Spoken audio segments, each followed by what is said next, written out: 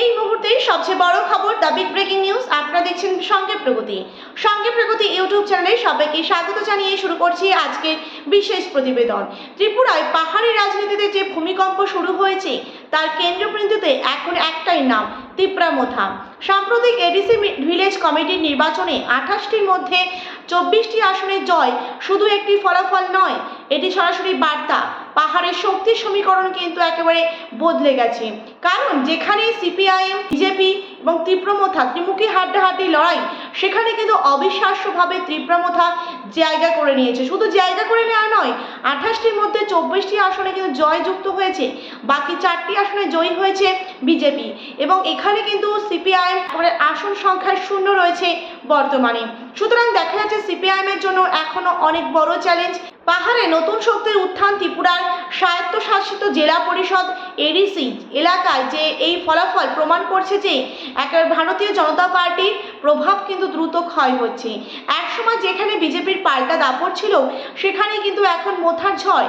এই যে জয়ের পেছনে বড় ফ্যাক্টর জনজাতি ভোটের একক মেরুকরণ এবং স্থানীয় ইস্যুতে কিন্তু ধারালো অবস্থান। ত্রিপুরায় মহারাজা ফ্যাক্টর কতটা একেবারে কার্যকর? মানিক দেববর্মা, যাকে অনেকে মহারাজা নামে চেনেন, তিনি এখন পাহাড়ি রাজনীতির সবচেয়ে বড় প্রভাবশালী মুখ। আর গ্রেটার ত্রিপুরাল্যান্ড দাবি ঘিরে কিন্তু রাজনীতি বা জনজাতিতে এক সমাজে এক ধরনের কিন্তু আবেগ তৈরি হয়েছে, যা সরাসরি ভোটে প্রতিফলিত হচ্ছে। এবং বাস্তবতা হলো এই মুহূর্তে ত্রিপুরার পাহাড়ের নেতৃত্বে তিনি প্রায় একক আধিপত্য প্রতিষ্ঠা করেছেন। ভবিষ্যতে মুখ্যমন্ত্রী পদে তার সম্ভাবনা কিন্তু উড়িয়ে দেওয়া যাচ্ছে না, বিশেষ করে যদি এই গতি বজায় থাকে। 28টি আসনে টার্গেট বাস্তব নাকি অতিরঞ্জিত? মোথার নেতৃত্বে এই যে স্পষ্টভাবে অল আউট টার্গেট নিচ্ছে সব 28টি আসনে দখল, এই যে উচ্চভিলাষী হলেও অসম্ভব নয়। কারণ বিরোধী ভোট ভাঙছে, পাহাড়ে বিজেপির সাংগঠনিক দুর্বলতা কিন্তু বাড়ছে। মোথা নিজেকে একমাত্র আঞ্চলিক বিকল্প হিসেবে প্রতিষ্ঠা করেছে। সিপিআইএমের যে দৃষ্টিভঙ্গি, সমর্থন না কৌশল। কমিউনিস্ট পার্টি অফ ইন্ডিয়া অর্থাৎ সিপিআইএম এই পরিস্থিতিকে কৌশলগতভাবে দেখছে। তাদের কাছে মূল লড়াই বিজেপির বিরুদ্ধে, এবং সেই লড়াইয়ে মোথার উত্থান একটি গুরুত্বপূর্ণ ফ্যাক্টর। সিপিআইএমের দৃষ্টিতে বিজেপি হটানোই কিন্তু প্রধান লক্ষ্য। পাহাড়ে মোথার শক্তি বৃদ্ধি বিজেপির বিরুদ্ধে একটি কার্যকর চাপ। ভবিষ্যতে কিন্তু একেবারে বৃহত্তর বিরোধী ঐক্যের কিন্তু সম্ভাবনা উড়িয়ে দেওয়া যাচ্ছে না। তবে আদর্শগত দূরত্ব থাকলেও রাজনৈতিক বাস্তবতা অনেক সময় কিন্তু সমীকরণ বদলে দেয়, এটাই কিন্তু এখন স্পষ্ট। বড় প্রশ্ন, ত্রিপুরার ক্ষমতার সমীকরণ কিন্তু বদলাচ্ছে। এডিসি ভিলেজ নির্বাচনে যে ফলাফল, এটি শুধুমাত্র পাহাড়ে সীমাবদ্ধ নয়, গোটা ত্রিপুরার রাজনীতিতে কিন্তু প্রভাব পড়ছে বলেই মনে করা হচ্ছে।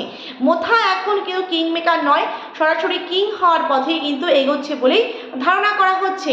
এবং বিজেপির যে এইটা কিন্তু বিজেপির জন্য এটা একটা স্পষ্ট সতর্ক বার্তা। এবং সিপিআইএম নতুনভাবে কিন্তু সংগঠন এবং জোট রাজনীতির পথ কিন্তু খুঁজছে।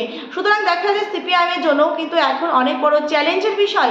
যেখানে এডিসি ভিলেজ নির্বাচনে এডিসিতে সিপিআইএমের শক্ত ঘাঁটি ছিল বা সিপিএমে একটা জোর ছিল, সেখানে একেবারে আসন শূন্য হয়ে যাওয়া সিপিআইএমের যত হার বা পরাজয় বলা যেতে পারে।